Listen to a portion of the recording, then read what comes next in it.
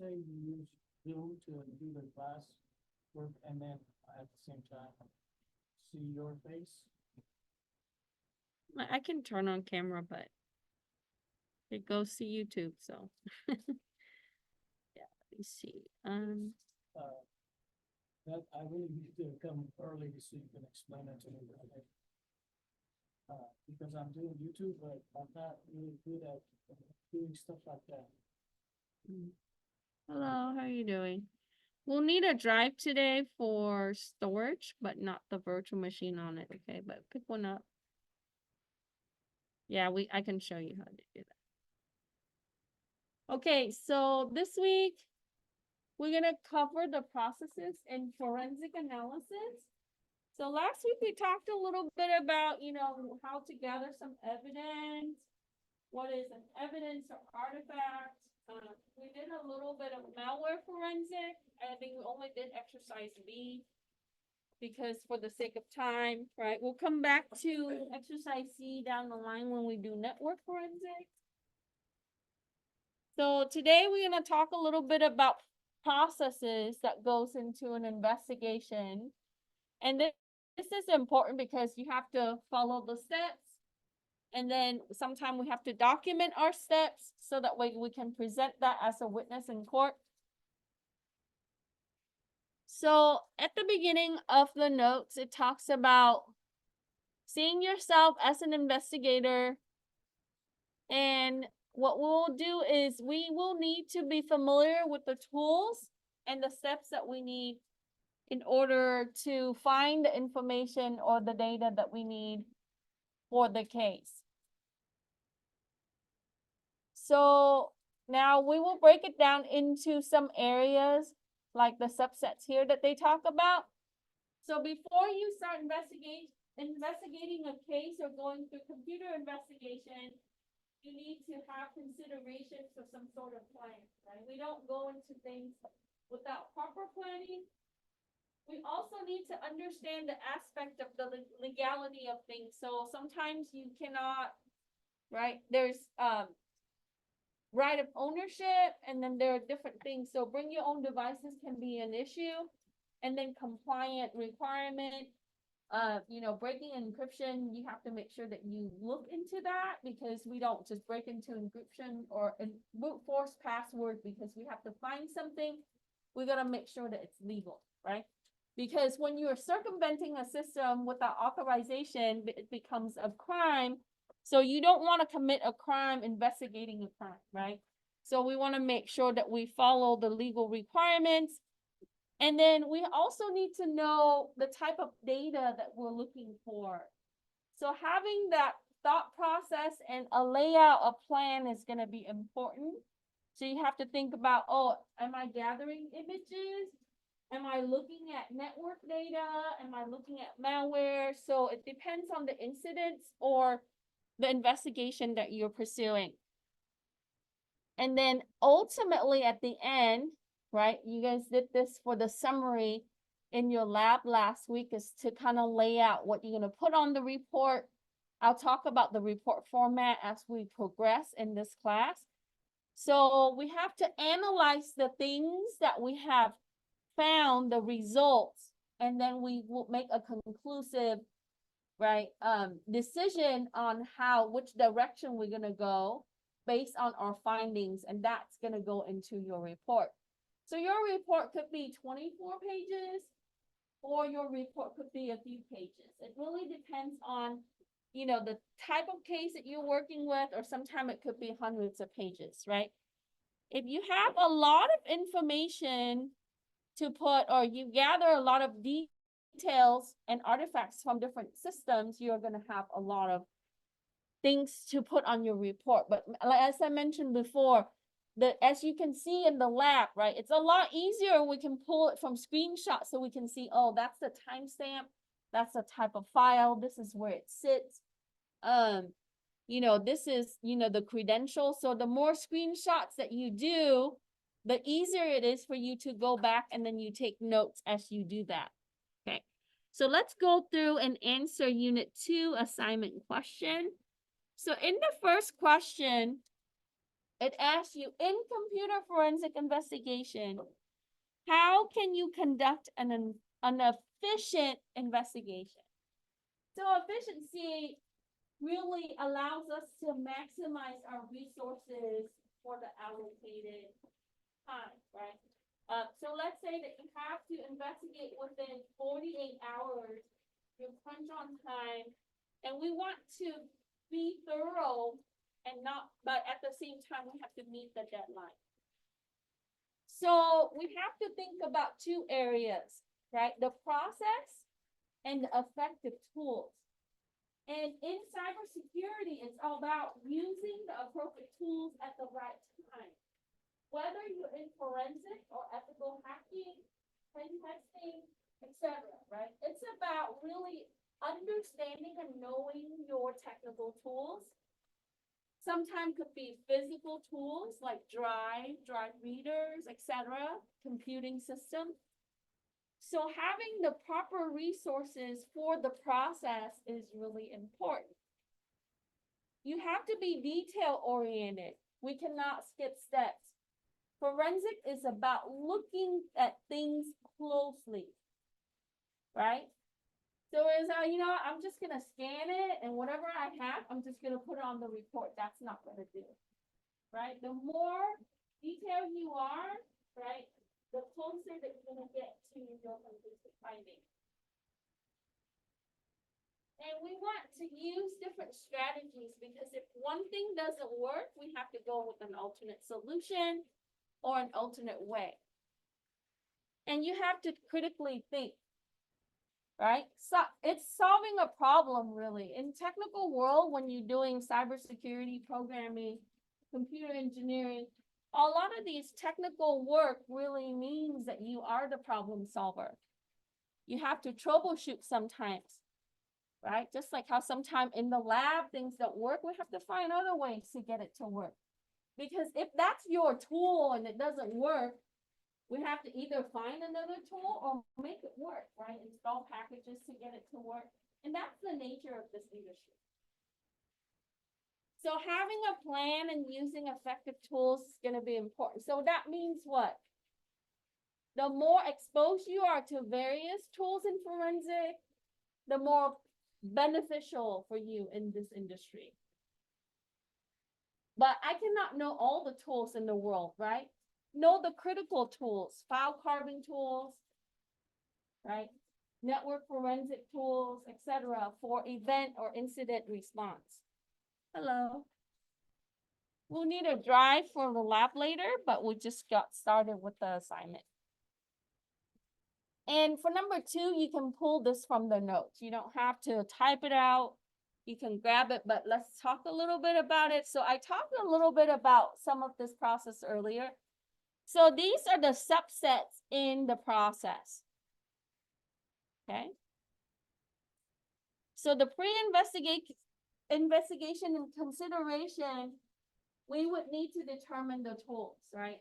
I cannot do malware forensic with, without the proper tools. So if we have a network capture and we don't have a type of application to read the network capture, that's no good, right? So I show you that you can use network miner, but you can also use Wireshark, right? So anytime that you're dealing with network capture, you need to find a network capture tool like Wireshark, network miner. Network miner is one of the best for network forensic. And it's free, but you can get the professional version as we talked about, right? So I would start with making a list of the tools that I need for the case. We would need to look at budget, like the costs, right? Because sometimes you have to pay for equipment and people, transportation, and so on. And then you also have an allocated amount of time. You cannot just do it for days and months and years.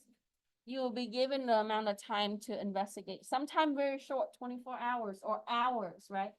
So if we're looking at data breach, we have to respond within a certain amount of time. We cannot just shut down the network and all the system forever, right? In the case, if you saw, right, MGM and Caesar Palace, They were out for a few days, but their system needs to be recovered. And during that time, you must investigate how they got in, what happened, where your data went, how much data was stolen, right? And so that way you can close out some of the security problems. Okay. And then understand, we talked about the legal issues. So local, state, and federal regulations, compliant requirement, that really depends on what kind of company that you're working with.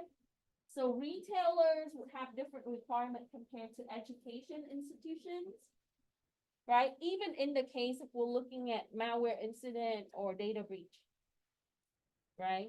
Or internal threat. Some things are similar. There are other requirements that will be required. Okay. And then understand data acquisition. So in data acquisition, we have a whole chapter on this. We'll touch a little bit more closer on this. Now, sometimes you're dealing with drives, right? Today we'll do a lab on how we can prep a USB. Sometimes you deal with a mobile device, but it's still considered storage.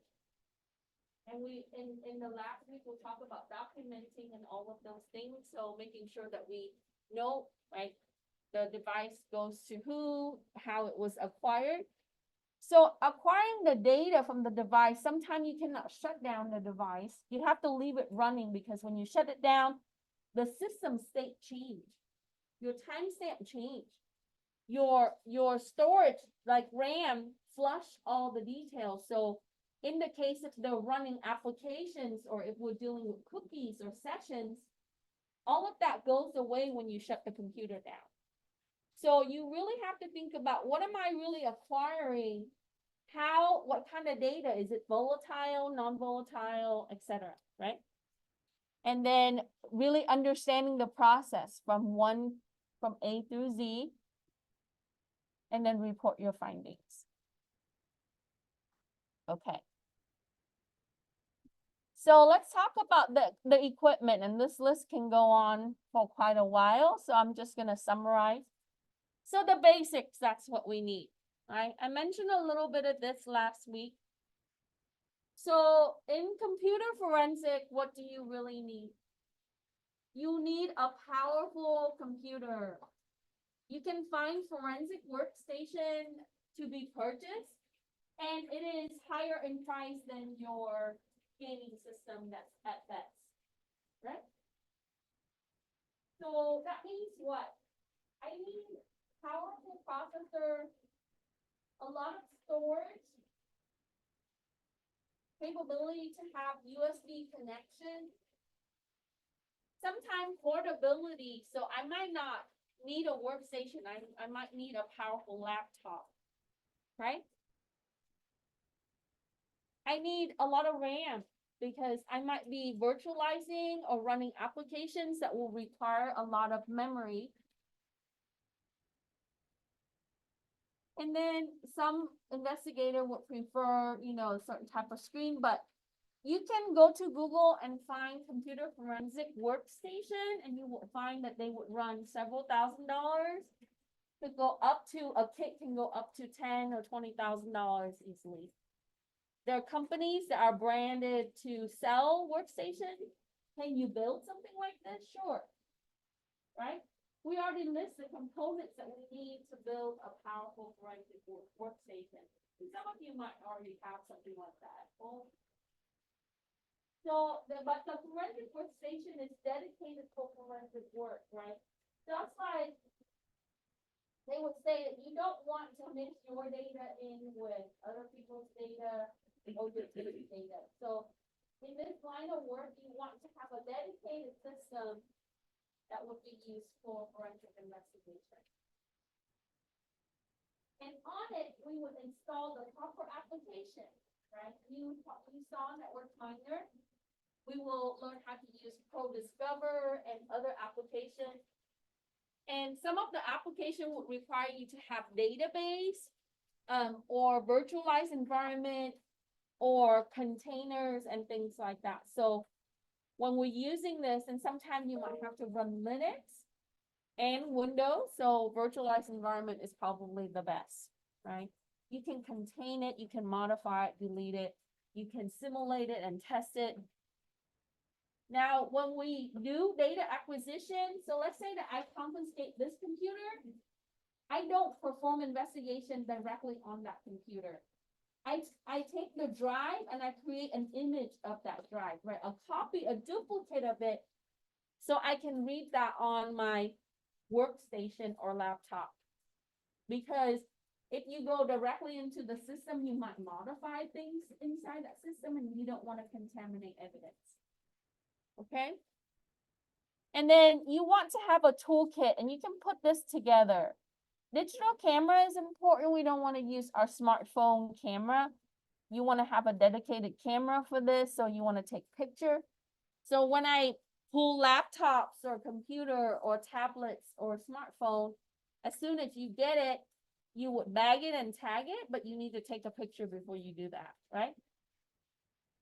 And then sometimes you need to have latex gloves because you don't want your print on it, and notepads to be able to write down information. I think we can digitize all of this, so you can use like tablets to be able to write notes, but that might be handy, pen and paper, right? And then you need forms, paperwork. So if you work for the county and the sheriff department, they have proper forms for pulling evidence. But internal corporate organization, they have different requirements.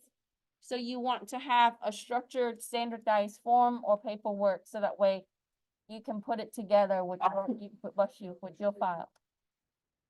Evidence bags sometimes would be important, and this comes in different type. You would see plastic, usually it would have label. Paper bags, sometimes I used to have, I think I probably put it away now. I used to have a bunch of like, imagine like lunch bag type, the brown paper bag, but on it you can fill out information. So the company I used to work for used that, so that's what we had. But there are other type of bags that Ziploc looking like clear plastic bags. Sometimes it comes in different sizes. So, you know, in a whole laptop, you have to fit it in a bag sometimes. Or a case that they would have for you to. And in some cases, we have to also do like airtight, watertight type of case. It really depends on the case that we work with. So you have containers and then storage media. That means USB drive, external hard drives is important.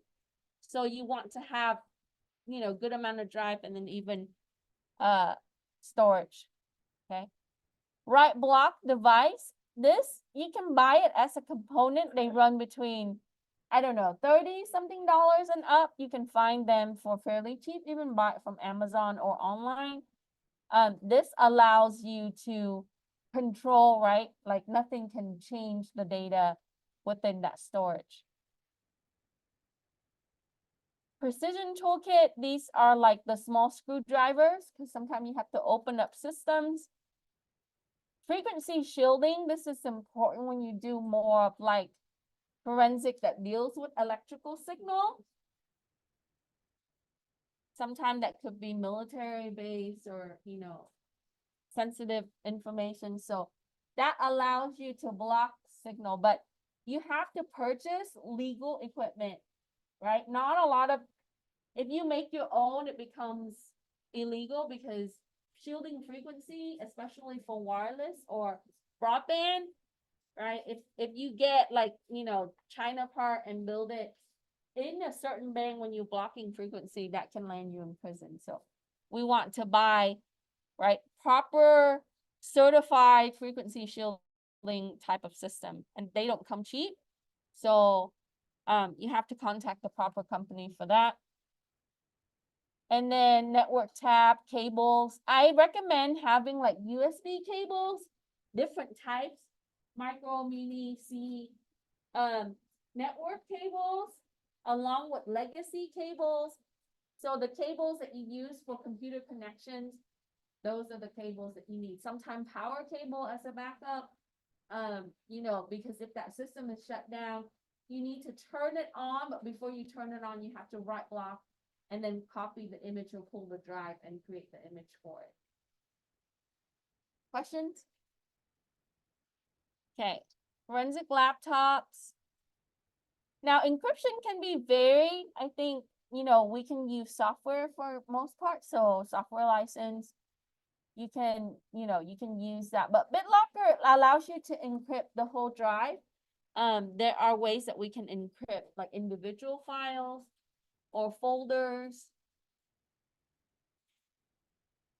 And then software to generate security keys. So depends. So if you're using like PKI and so on, so we want to have the proper software. And then I mentioned airtight, crush proof, those cases that they sell for various things, industrial cases. So we might want that, right? Depending on the environment that you work with as well.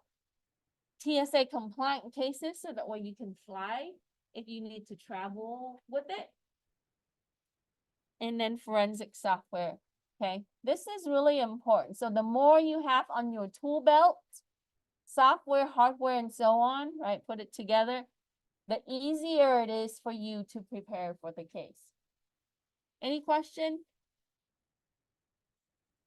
So the software that we can get, we can have open source, which is free. Now, there goes the gray area, right? Let's say that you work for a corporation and your investigation affirmed the security and they charge money for your work, right? Now, sometime in open source, there's a right. So we can use open source because we're in the education environment. But when you're in an environment where you make money for your work, you have to ask for permission to use open source, right? So it's always good to look into their licensing. Creative license will tell you what you can do with with that particular software. Open source just doesn't mean that it's freebie all the time, right?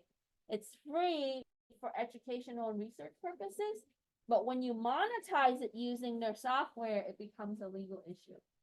And we don't want, a legal issue for the work that we do. So we got to be careful. And then you will have commercial software where you pay for per license, right? We don't want a pirated software either.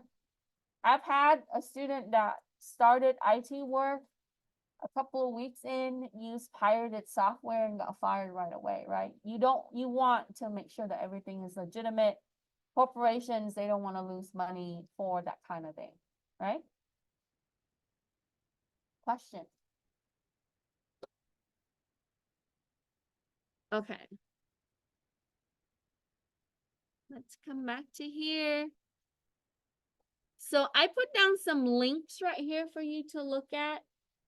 If you want to take a look at some of the online store or companies, organization or store that sells different devices, and then the response kit, I listed that here, and that's where we got the answer for the last question. If you wanted to see what a right block device look like, right, Tableau make a couple of them. Let me see if I can click on it.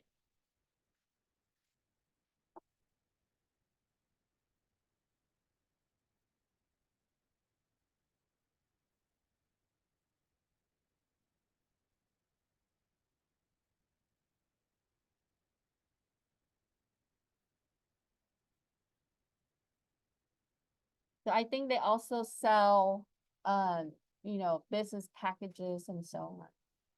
So you can go to products, and then now a lot of the times you see that it's cloud-based because it just, it's for the convenience. Maybe I should fix this link. But you can find some of the vendor on that note set.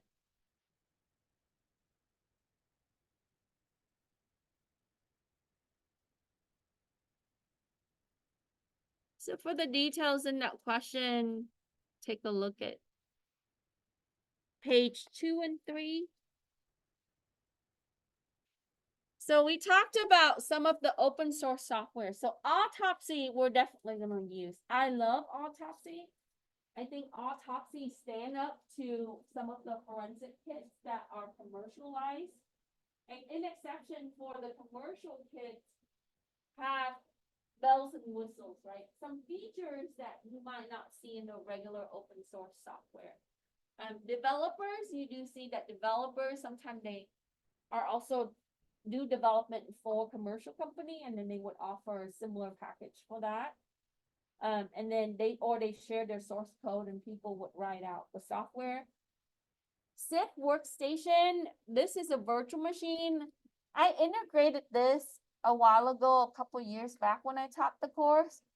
It is a little bit tricky to kind of set it up, but in my opinion, you can just create an Ubuntu virtual machine and add some of the tool, but SIF definitely has application that's built into it. So basically it's a virtual machine with some of the tools that you can use. So today we're going to use Tally, which has some forensic tools already. But you will find a lot of different Linux virtual machines that has forensic tools that's included. FT stands for forensic tools. I also integrated Paladin Forensic Suite when I taught the class to kind of pilot the lab. And it took me like 2 weeks to kind of prep and done it. So I put it on a USB and load it from the USB. And then it loads the virtual machine from Paladin. You can go to the website. I think you can do donation and they'll let you download. It is free, but I think, you know, they suggest that you donate. It's like $5 or $15. I forgot.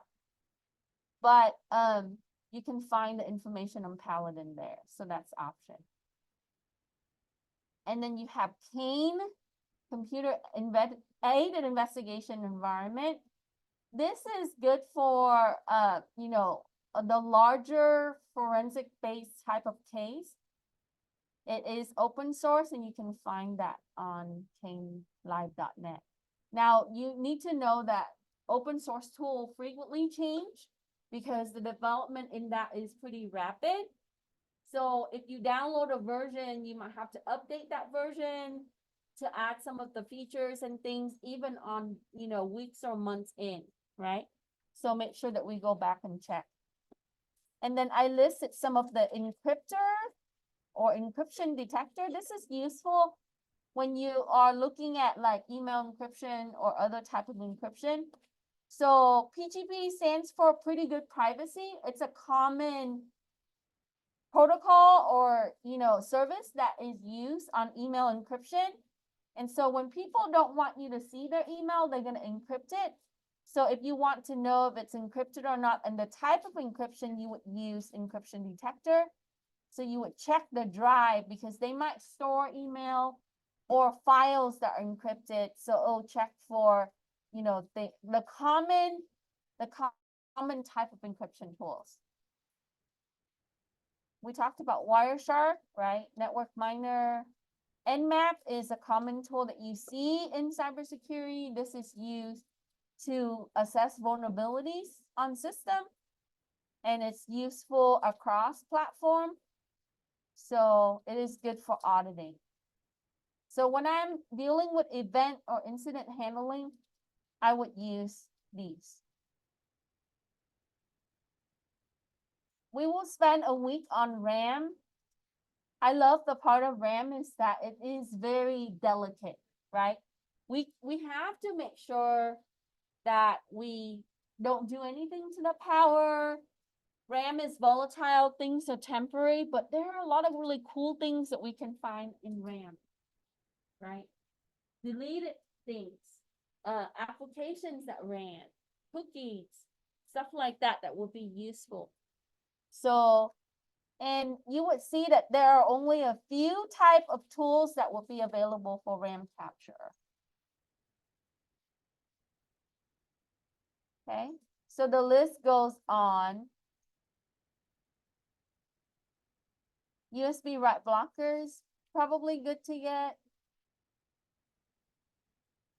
Now, these are the common ones. So when you apply for a forensic job in this industry, you're gonna see a lot of these listed in the job description. Ability to use NCATE to perform investigation, right? I mentioned that they have certification. ability to use FTK, forensic toolkits, and so on. So this is just a list of software, and I already give you that so you can go back. And then when you're dealing, if you're using Mac OS, right, we can use Blacklight, Recon Lab, Smart, and this list can grow as you know, you would see new tools that will come to the market for the OSs that you would use.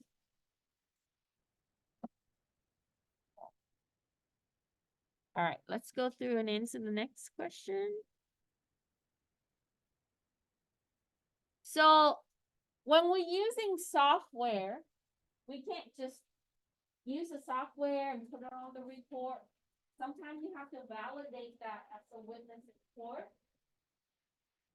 So when we're using software for court cases, we want to make sure that the software produce reliable results. How can I know it produce reliable results?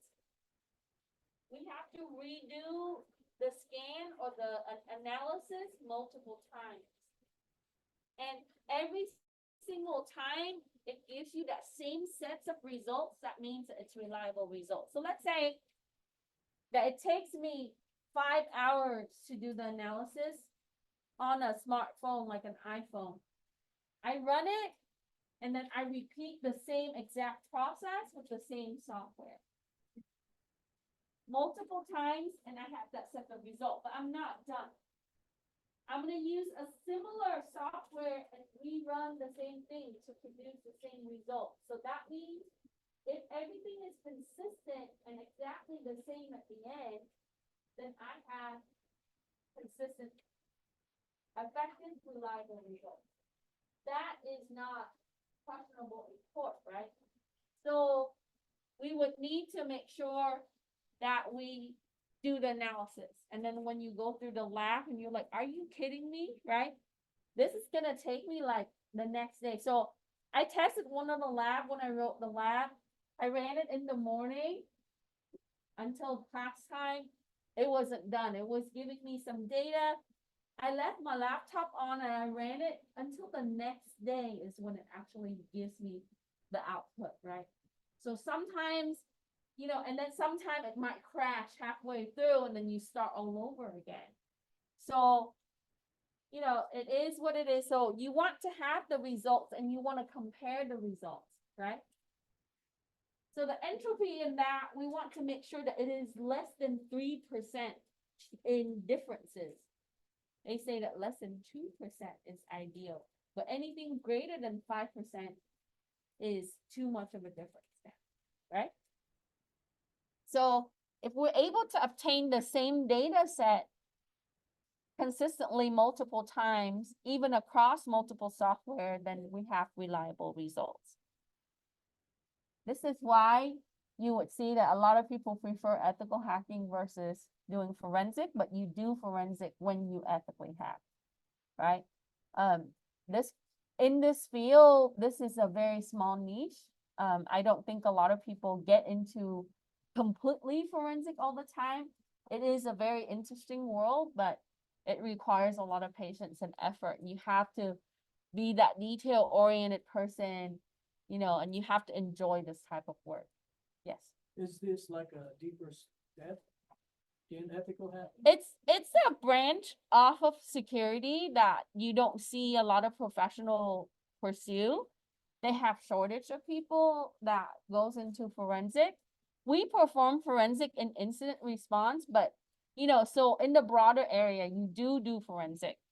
But in the deep investigation cases, like you see that people working for police departments on CSI show, they are smaller in numbers. So, you know, if you and to get into it is a little bit harder. You have to come in as an intern and they don't take as many because you're dealing with very highly sensitive information and it requires a lot of training. So it is a lot harder to get into forensic compared to other areas. Yeah. But you can get certification for it and you can apply for forensic labs. They have national labs in different places that you can work for.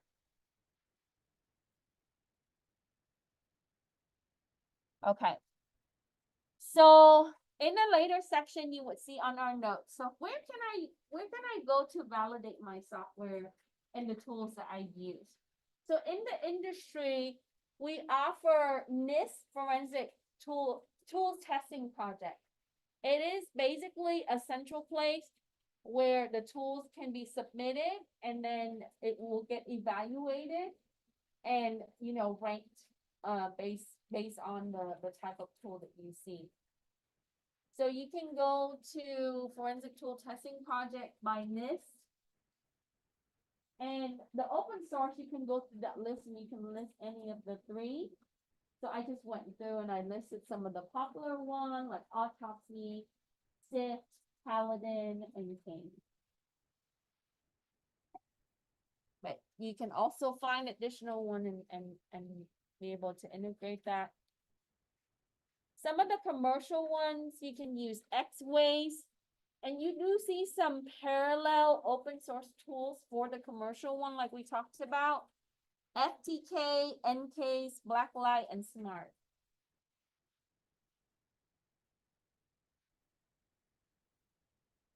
And like I said, right, a lot of these tools, the toolkits, you have to install database or additional packages, software packages when you go through. I tested a couple of even the open source one that is more comprehensive. It requires containers, Dockers, and so on, right? Even on the open source one, there are features that would require additional software packages, so you have to install it.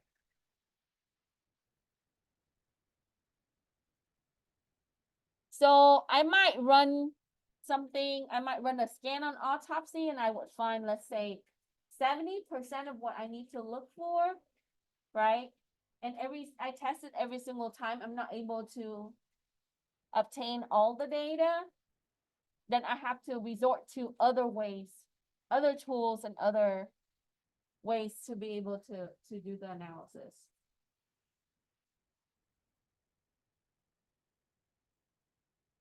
Any question?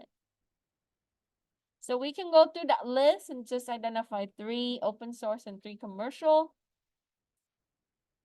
And I believe I put a link for your NIST Forensic Tools Testing Project, your CFTT. You can also search that online.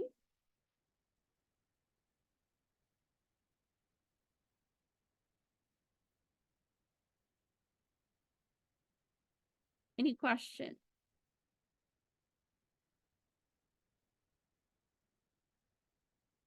So here's the link for that.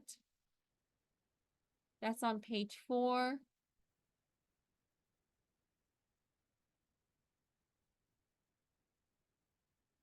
So let's say that you're interested in this. How can I go beyond this class, right? This class is just part of the program. I want to know more. There are training and certifications that are emphasizing in forensic. If you work for the state, the government, certain agency, they would also send you to different type of training and to get the certification. So certifying in some area will probably be useful. So let's say that you work for an organization that uses NCase, you can certify for that. So you can get the ENCE.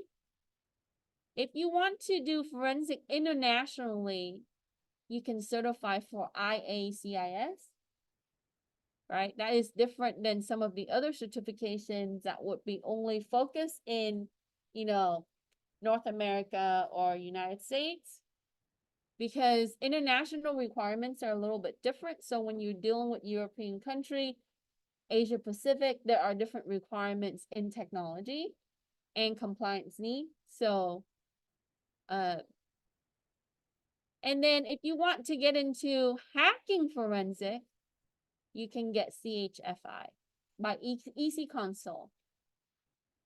And then this is a very popular one that you see a lot. Your Global Information Assurance Certification, GIAC. And they do have a lot of different areas as well. Same thing with EC Console. a lot of the times you see that forensic, even the certification is pricey, right? But if you love doing this, you can also get, the certification to help you get into that part of the industry. So earlier, the second subset we talked about is to really understand the legal aspect of the case. So here are these questions that you need to ask. What is the nature of this investigation? What is expected to be found? What's the legal justification?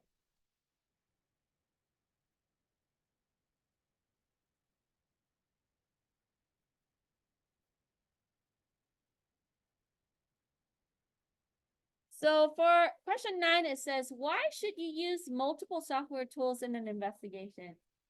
To validate your results or findings, right? We don't just use one tool one time and be done with. For the lab, we do that because of the time, right? And we move on to the next subject. But in the industry, you have to keep doing it with multiple software tools to get the correct, accurate results is what we're looking for. And when you're investigating, to really understand your investigation, you need to ask these questions. What is the nature of the investigation? Is it narcotic related? Because let's say that they're doing online trafficking, because basically they use online communications to set up their network for narcotic distribution, right? Is it homicide? So when does computer forensic goes into play? Well, if the suspect is using Google search to find weapons, chemicals, etc., or use their computing system to communicate or hire someone to commit homicide, then that becomes a computer investigation, right? So you see a lot of that already in like the law enforcement side of the house. And then you might have corporate, sexual harassment, employee misconduct, right? They might send a chat message with threats, like violent threat, but maybe not physical threat, or cyberbullying. You see some of that too. So employee misconduct sometimes can be monitored and controlled, but a lot of times people have the right of free speech, so sometimes they might express things a certain way, and it violates a company policy, and then it becomes an investigation. So it might be in the small scale or the larger scale, right? In extreme. So the nature of it is all different.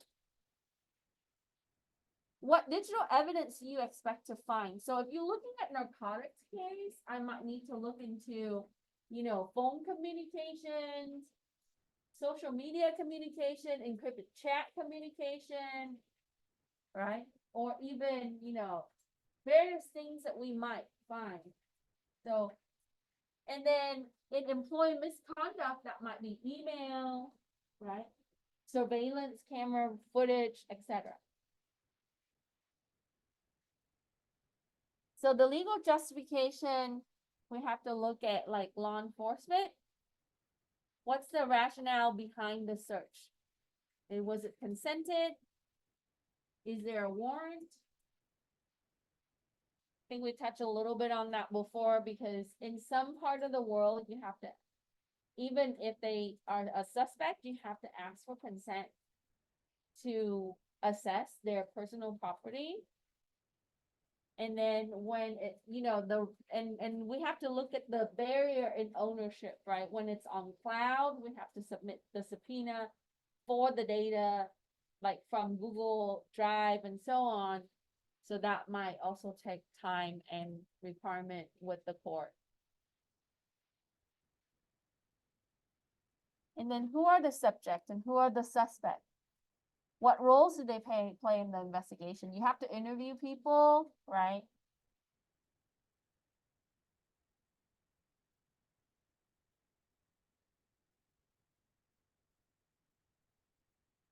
remember we talked about last time, right? We want to prove the innocence unless otherwise. So we want to go into it neutral. It is sometimes can be hard with the personal biases because it's really a lot of time everybody has some form of biases coming in. Your background, your culture, how you're brought up, your education level. There's a lot of different factors that plays into personal biases, but we want to look at things in a neutral lens because, you know, when we're investigating an individual, it doesn't necessarily mean that they committed that crime or committed that act that is being accused of, right? So we have to provide the evidence to really prove, equally innocent is, as compared otherwise. So making sure that we look at the subject from a neutral lens. That's an ethical way, right? Any question with this? So when you're investigating and you're looking at files and storage devices, we talked about things that are volatile, that needs power to operate, right?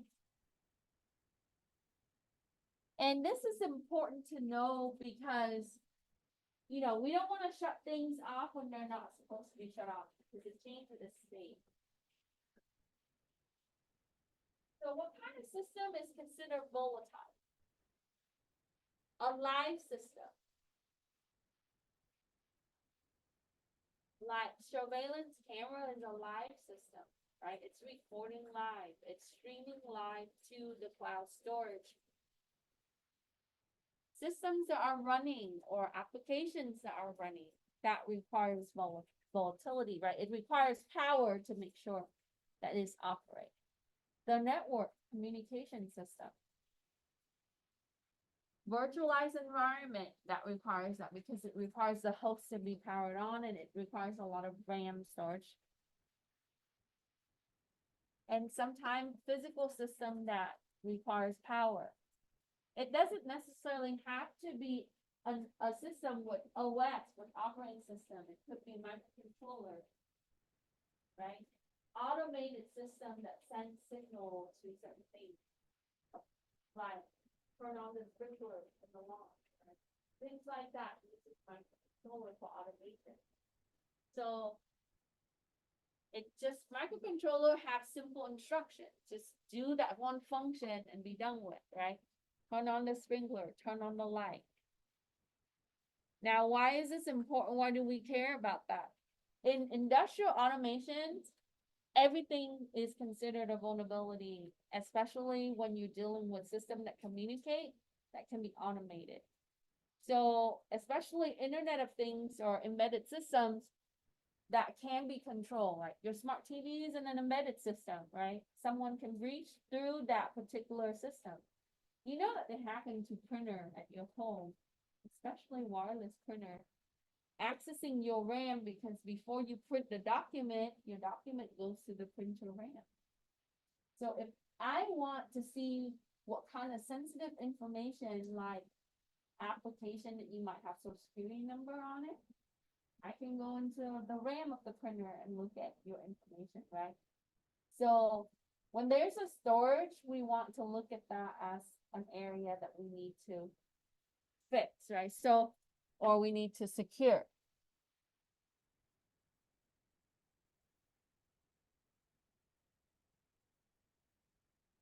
Any questions?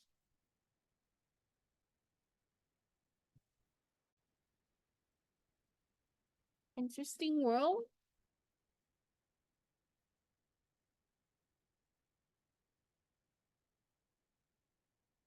Okay, so page 5 and 6 gives you those questions and details. And then there are additional questions that are recommended. So you can simply state these questions. So think of these questions so that way you can have more reference or notes on the case.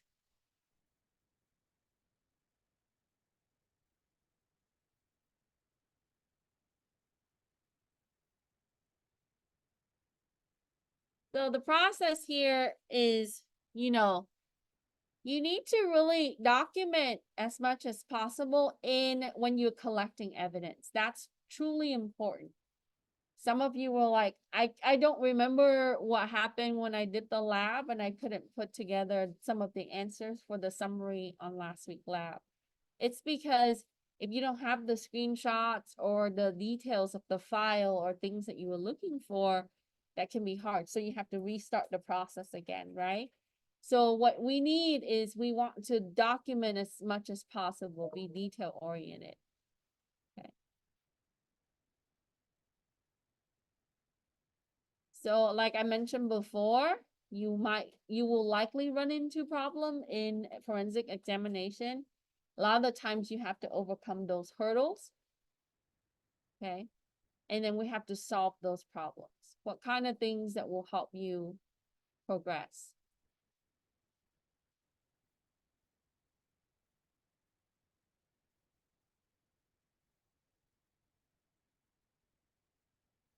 So here, this is emphasized. I think I mentioned this before. Sometimes, most of the times when you turn system on or off, it changes the state of that system, right? So we can do write block and control that, and then in the case where changes are made in that system, you have to document that change because it will impact your artifacts. Especially if you're collecting from RAM.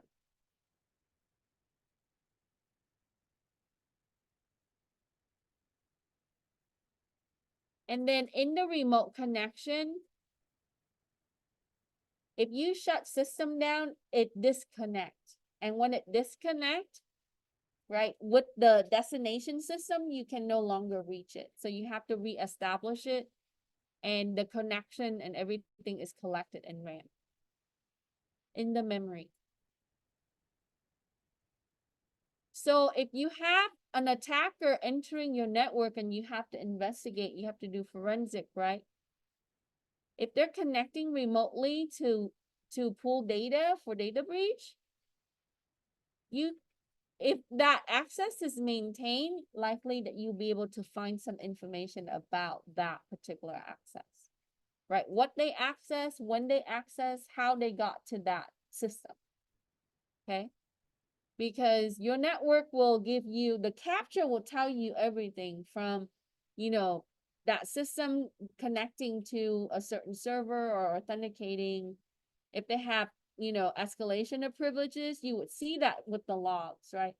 Your system track everything, your computer track everything. So it tells you a story, unless someone purposely goes in and delete it, right? But when we delete files, it doesn't go away.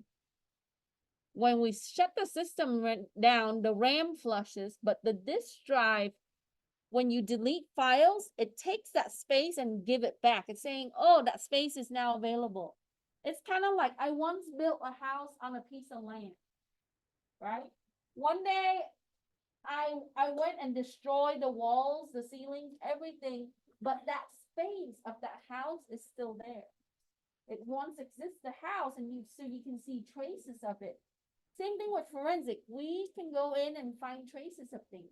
Even though we cannot find the entire file, we can carve out some of the file details, and that's what all we might need is a certain type of details in that file, from that file. Okay. Okay, and then we talked about chain of custody last time. So the generic form that you can find, NIST offer you the generic form if you don't have a form. It's basically we want to make sure we document all access to the evidence. Who accessed this evidence when? And then if it passes from hand to hand, we want to put that down, right? Because your responsibility might be providing the result from and analyzing the evidence.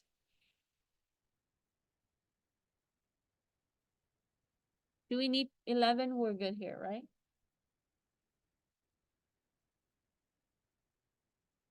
Let me move this down so we can see 12.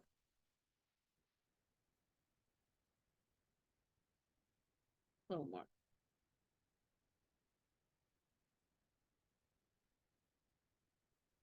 Oops. Sorry. Let's see where my cursor went.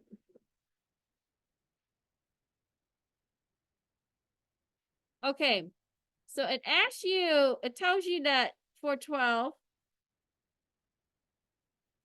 you're investigating case for ABC Corp, which requires examining network artifacts. We saw some of this last time. We looked at network capture. What should you do when gathering the incidents evidence from the systems in this network? So we would start with taking photos and recording videos. If it's not done so, we want to document the steps, every single steps that we're going to be doing. And then interaction procedures. Which system was interacted, or even when we're interacting with humans who are using the systems. We want to also document network connection information. Then we're going to create images of the system and appliances.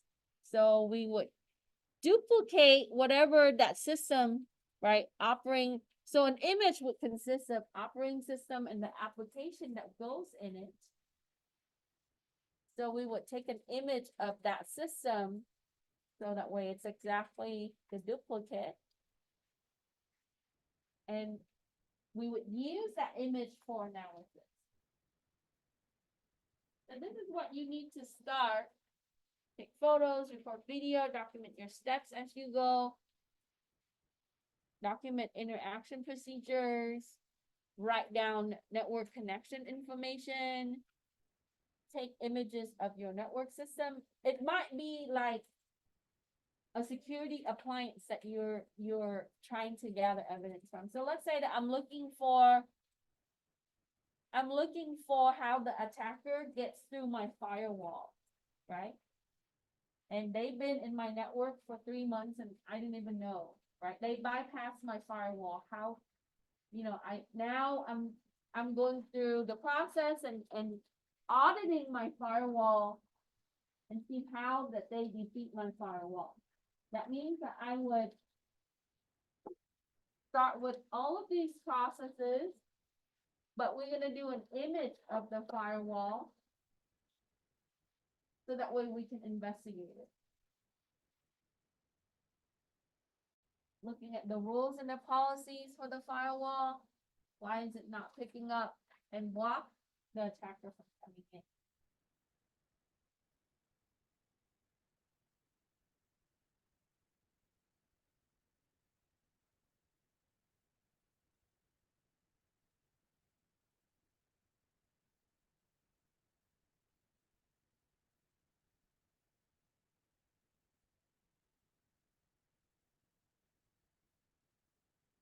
So the purpose of chain of custody is to document all access to evidence. You saw that, and this is verbatim from the notes. Who accessed the evidence? When was it accessed? And what purpose was it accessed for?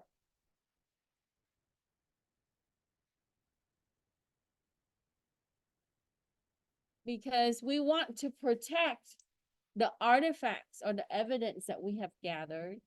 We don't want it to become contaminated or jeopardized or stolen or destroyed or lost. Right? Because the evidence is going to tell the story. After we perform analysis, our results is going to give us a way to put together a story of what had happened, how it happened, right? The purpose of the case.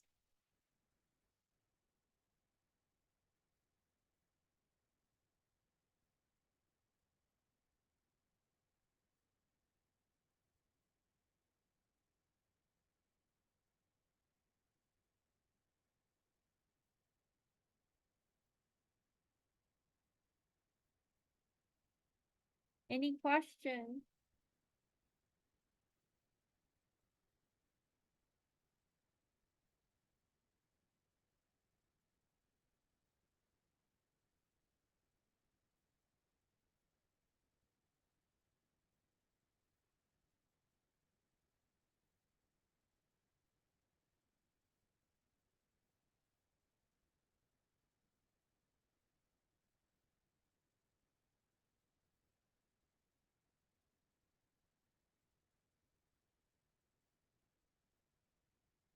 So where can I find chain of custody information on the notes? You can find that on page 7 and onward. So here's an image of the tracking form, and they don't always look like this. It might be varied, right? You can also create a form using the template. But ultimately, we want to have the general information like this. Case number, right? Who's submitting it? This is more on like a criminal-based type of investigation. What was siege? But when you document your evidence, make sure we put down the model number, even if it's super long, right? In computing system and devices, you would see that it could be a long value for serial and model number. We also want to put down the condition. If there are physical, characteristic of that system, we want to document it. So the more detail here, right, the more clear your report should be. And examples like this.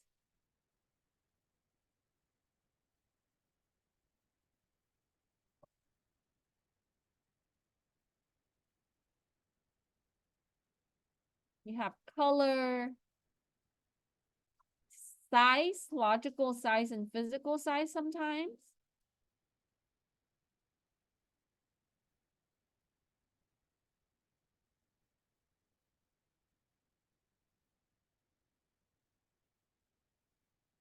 So when we're creating a work copy, this is going to be for the image. You have the forensic copy.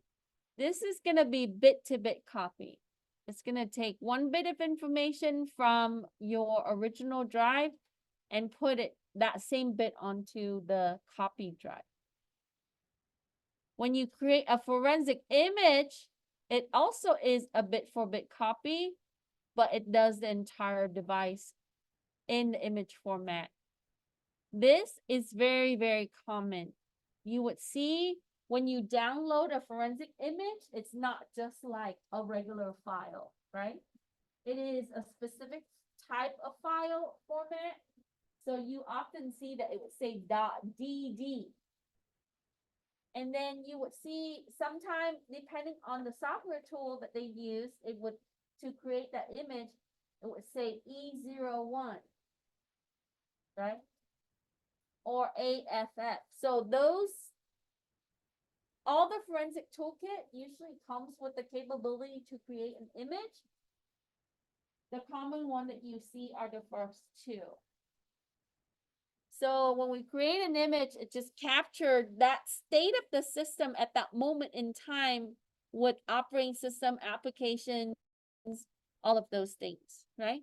Files. Then we create also a logical image. This is a way that we can look at specific data sets only.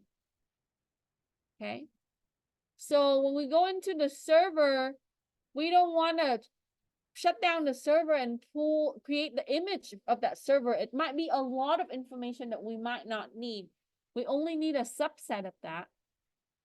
So we would create a logical forensic image, which we can pull some files and folders that would be useful for that case. Because you don't want to pull the whole entire storage server. You just want maybe a few folders and file within it. So that is considered a logical forensic image. A copy of those. So you will see some of this later when we're using autopsy and other tools. So the images, we just went over those. We can create a forensic copy, a forensic image, or a logical forensic image. Know the difference for quiz and exam.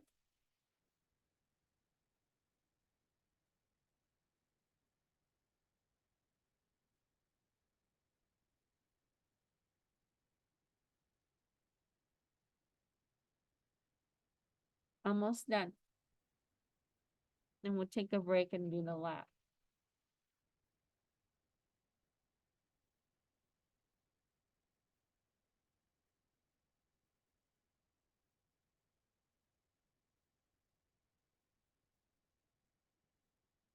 And as I mentioned last time, right, even if you operate in Southern California or in New York or, you know, in Kentucky, we want to put down UTC, Universal Time, right? And most of these applications, they're designed to have that incorporated. You saw that with Network Miner.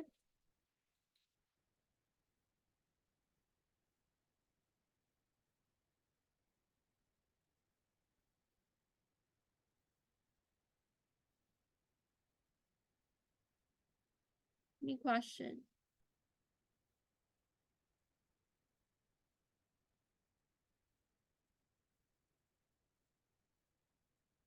So I know some of you saw this last time when I record the video for your lab last time.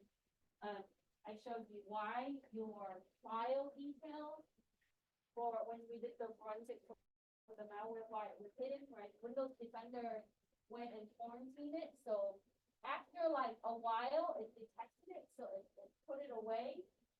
But whenever that you save a file, download a file, or a file is created in a system, it create a hash value. We talked about that last time. Basically, it's a numerical value the system used, right, to reference that file. If I go in and I modify that file, the hash value is changed. So if it's ABC123 when it first created, and if that file is changed the next day, it would have a different hash value, right? And that's the whole point in providing the hashes to really a way for us to look at the file, even if it's changing attributes or if it's written or rewritten, right?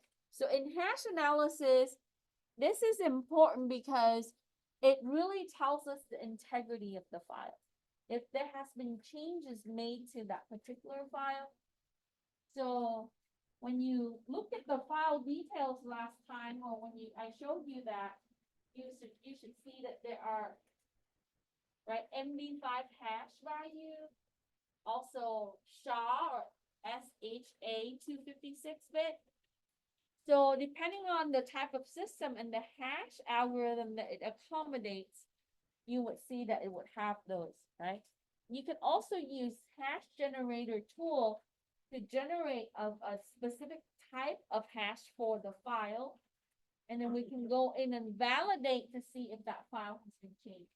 Why is this important, right? When you're doing fraudulent cases or looking at things, if you know there have been modification in certain type of data sets or files, we care about that. And the integrity part of CIA for cybersecurity is essential, right?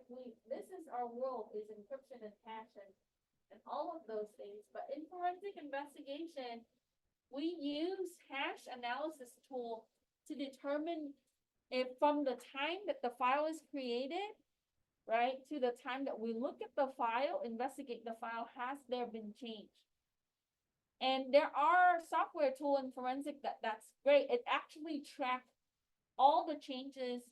Maybe that file has been modified 3 times, and it will tell you last modified was here, and then the prior time to that, right? There are software tools that will tell you that. So you would need to know how to do hash analysis for forensic. I spent a little bit of time in this in my other security class, And it's kind of fun to use some of the hash tool. There are open source ones that you can use. Any question? So as we were talking about data sets and hash, in the later section, also in the notes, it tells you the reference data set, your RDS. It's basically a large hash set that is used to validate good files. So it is a reference set that you can say, if, you know, these files are good files. So that gives you a baseline on looking at the hashes. So it uses the RDS to compare the hash, basically. Numerically, that is the baseline for good files.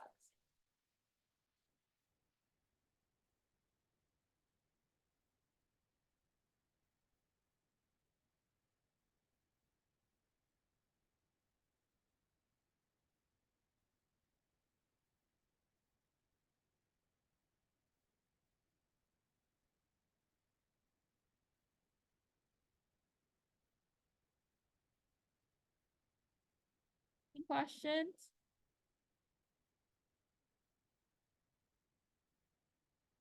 Okay, so we talked about time zone and hashes. That's on 9. And then on the notes, I included the National Software Reference Library. So NIST, we refer to that with in the industry. That's gonna help us looking at some of the standardized way and practices to do things, right? Even the tools that we use. So RDS information is here. It's freely available. So sometimes this is important to know. It might be considered malicious or a hacking tool, but it doesn't contain hash values for illicit data or illegal images. So it can't determine, we can't use that for these two areas, right? Because it's just not designed for these two areas. Illicit data and illegal images. We talked about that last time. And then you need to perform file signature analysis. So basically, we're looking at file extension matches for the file type. So the file extension, like if you're looking at .pdf, JPG, docx, exe, .cab, we saw that with the dynamic library last time, right? For the malicious file. So the file extension, sometimes that can be hidden. Malware sometimes does that. So it would look at the file extension matches. And then anti-malware, antivirus. This is good when you're looking at like malware that's downloaded. I read a bunch of ransomware, new updates recently. I think if you might have seen it on your news thread and so on, right? They evolve so quick and so fast. So having additional knowledge and understanding of the behavior of certain things is also important. Because remember, I mentioned this earlier when I was talking to Gabe before class. Your anti-malware is only effective based on the known behavior and definition, right?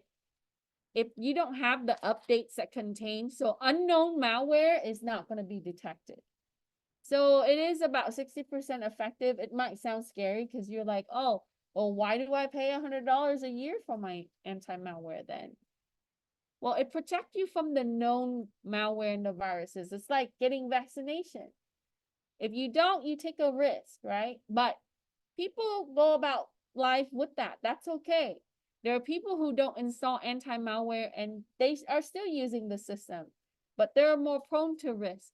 So antivirus helps us detect the known malware.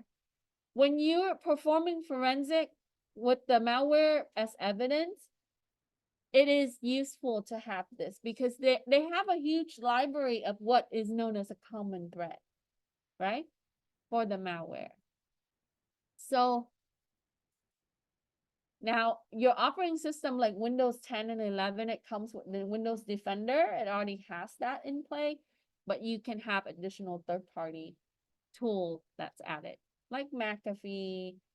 People argue that McAfee is, this and that, but whatever your choice would be, everybody has their own validation on the software tool that they use, right? And then lastly, your report.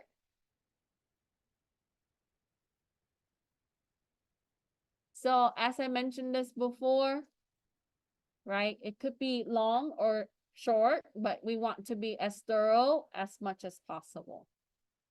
Details, that's included screenshots.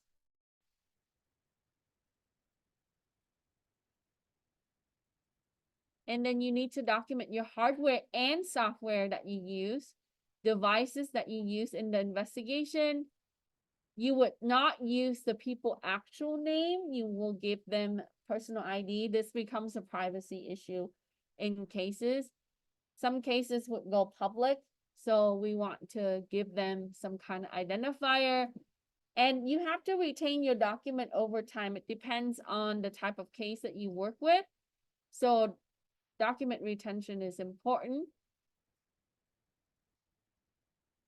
And then I'll have a template for this down the line that you can use, but takes a lot of these bullets and consider that for your project down the line, okay?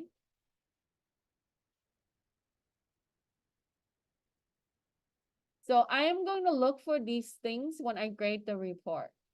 You need to have a narrative section that would, and then you have to have some kind of supporting document, which provides the details in that, right? So I would look for the narrative. So just like writing a paper, you're gonna have some kind of summary or introduction at the beginning. Narrative is where you're gonna put a lot of your procedures and processes and tools and things that you use. And then you have conclusive finding at the end, a summary of it.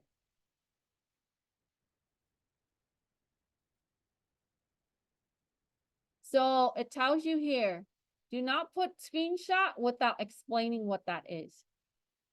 Because in our technical world, it might be easy for us to say figure whatever this is, the operating system tool, blah, blah, blah, right? But you have to also describe and explain that in the layman terms because people read your report, it might not be a technical person.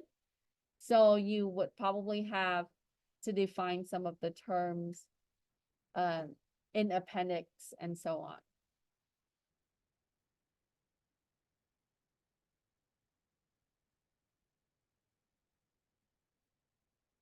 So 18, the purpose of analyzing file signature is to make sure the file extension matches the file type. So if I'm using Word document, that should be a .doc.docx, right? Not .exe. So it matches the file extension to the file application type or the file type.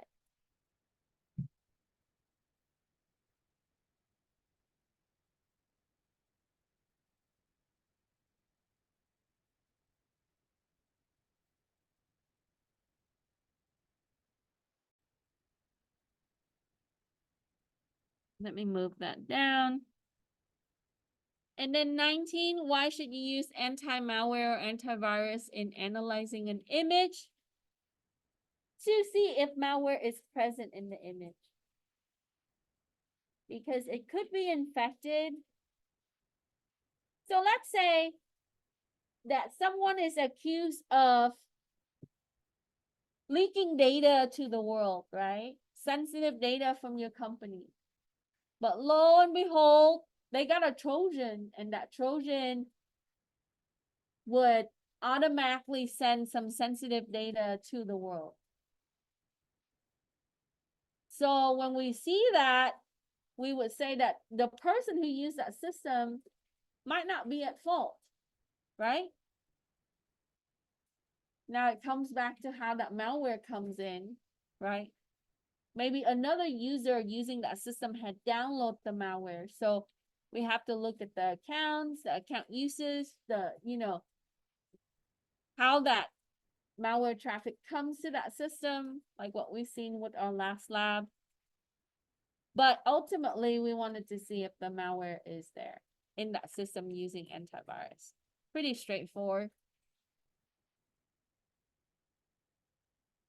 And then what should you consider putting into a report and a final conclusion for your investigation? We want to have detailed narratives, the list of your evidence, procedures, the step, how you got your evidence, and what you have found, so your findings.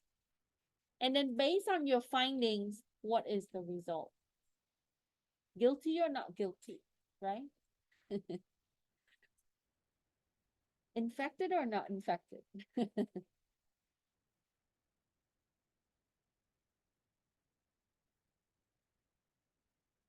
And in some cases, our result might not give us conclusive direction to what we were looking for or what the company is looking for, right? So you would present based on what you have discovered through the investigation and analysis process. So the forensic examiner, right, they might be considered as a witness for court. And in that, because of the certified and the training, the certification and the training, they considered as an expert in the field, right? So through that process, through the certification and training process, you would be considered an expert. Can they jeopardize your work with someone else? Yeah, sure, they can bring in another expert to argue otherwise, but that's really depending on the case and the attorney. But ultimately, we want to go where our evidence is going to take us.